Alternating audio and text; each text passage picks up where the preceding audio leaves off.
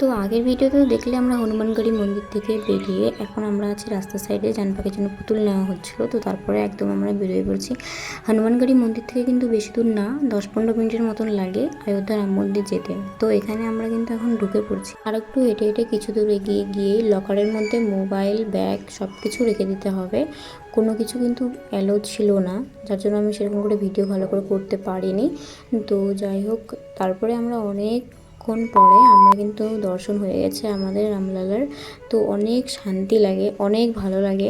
তো এই দেখো জানপাখির পুতুল। তো আমরা এখন কিন্তু এখান থেকে বেরোয় যাচ্ছি রাস্তার সাইডে। তারপরে আমরা এখানে অনেক কিছু জিনিস দেখতে পাই, খুব ভালো লাগে।